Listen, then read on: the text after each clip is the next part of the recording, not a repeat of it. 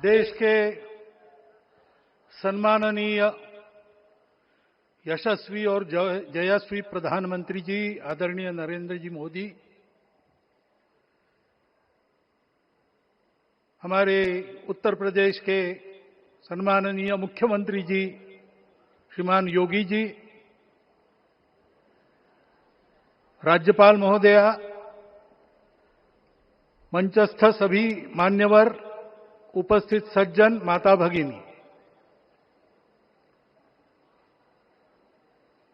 आज हम सबके लिए एक सार्थकता का दिवस है। इतने लोगों ने सपना देखा, इतने लोगों ने प्रयास किए, इतने लोगों ने अपने प्राण अर्पण किए।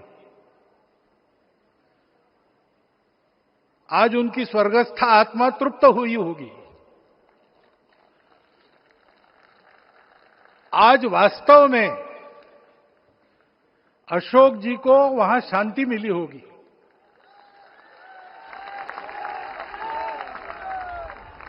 महंत रामचंद्र दास जी महाराज,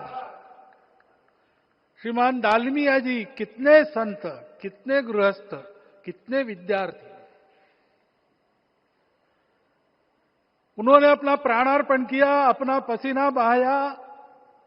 जो पीछे रहे वो भी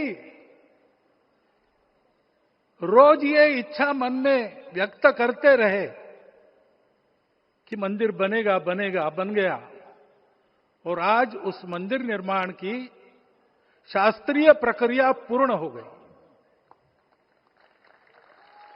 ध्वजारोहण हो गया। राम राज्य का ध्वज जो कभी अयोध्या में फहराता था और संपूर्ण विश्व में अपने आलोक से सुख शांति प्रदान करता था, वो ध्वज आज फिर से नीचे से ऊपर चढ़ता हुआ और अपने शिखर पर विराजमान होता हुआ हमने अपनी आंखों से देखा है, इसी देह में देखा है।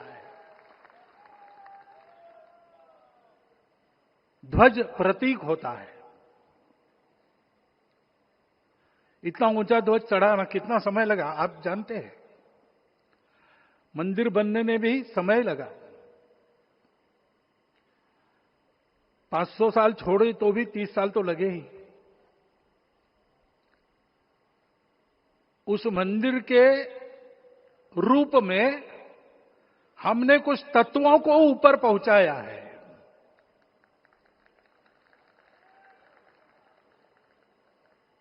सारा विश्व जिससे ठीक चलेगा,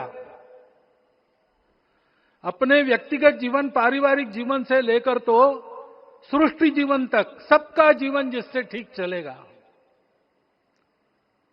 वो धर्म, उस धर्म का प्रतीक भगवा रंग, वह इस ध्वज का रंग है। ये धर्म ध्वज है। इस धर्म ध्वज पर रघुकुल का प्रतीक कोविदार वृक्ष है। वैसे रूप देखा जाए तो कचनार जैसे लगता है। और जो खोजी लोग हैं वो खोज कर कह रहे हैं कि मंदार और पारिजात दो वृक्षों का एक तरह से संकर है। दोनों वृक्षों के गुण, ये दोनों वृक्ष देव वृक्ष कहलाते हैं। दो देव वृक्षों के गुणों का समुच्चय ये वृक्ष है। और ये वृक्ष उस रघुकुल की सत्ता का प्रतीक है। वो सत्ता वृक्ष से व्यक्त होती है, जिसके बारे में कहा गया, छायाम अन्यस्य कुर्वन्ति तिष्ठन्ति स्वयं आतपे। सबके लिए छाया देते हैं, स्वयं धूप में खड़े रहकर। फलान्यपि परार्थाय, फल स्वयं उगाते हैं, दूसरों के लिए बांट देते हैं। वृक्षाः सत्पुरुषा इव, वृक्ष सत्पुरुष होते हैं। और कचनार के गुण औषधि भी है। कचनार के वृक्ष का अन्न में भी उपयोग है। सब प्रकार से उपयोगी इस वृक्ष का प्रतीक हमने लगाया है। धर्म जीवन ऐसा जीवन होता है, और ये जीवन जीना है, उस जीवन की प्रतिष्ठा करनी है, इस जीवन का झंडा शिखर तक पहुंचाना है। चाहे जितनी प्रतिकूलता हो, चाहे जितनी कठिनाइयां हो, साधनहीनता हो, सारी दुनिया स्वार्थ में बहती होगी, लेकिन हमारा संकल्प है, सूर्य भगवान उस तेज के, उस संकल्प के प्रतीक है। उनके रथ का एक ही चक्र है। 4 चाक वाली गाड़ियां भी एक्सीडेंट करती है, तो एक चक्र चलाना है, और रास्ता खराब भी नहीं, रास्ता है ही नहीं। अधांतर में चलो रथस्य एकम चक्रम।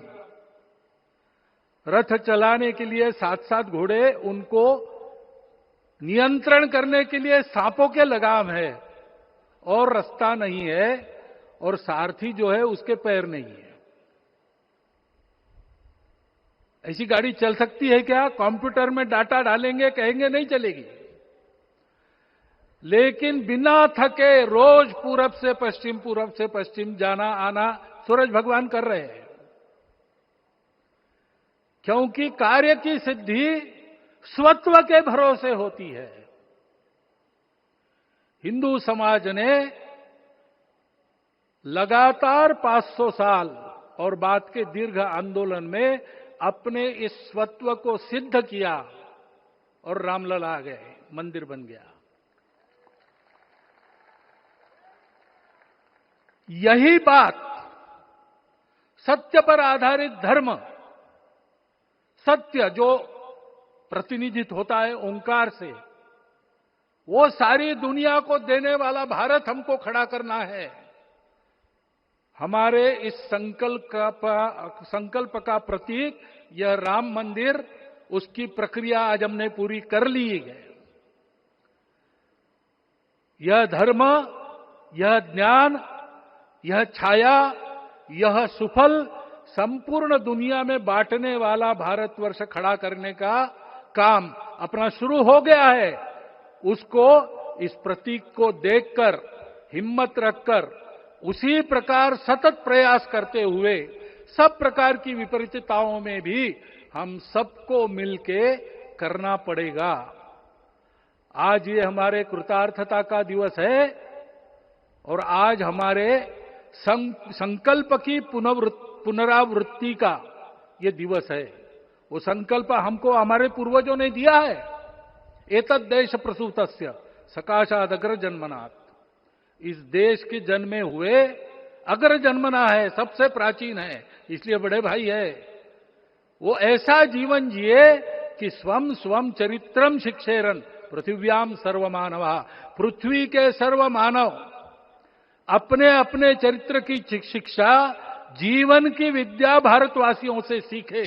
ऐसे भारतवासियों का परम वैभव संपन्न, सर्वशक्ति संपन्न और सबके लिए खुशी बांटने वाला, शांति बांटने वाला, सबको विकास के सुफल देने वाला भारतवर्ष खड़ा करना है। ये विश्व की अपेक्षा है, हमारा कर्तव्य है। मंदिर में श्री रामलला विराजमान है, उनका नाम ले और इस कार्य की गति हम बढ़ाए। इतना एक विषय आपके सामने रखता हूं।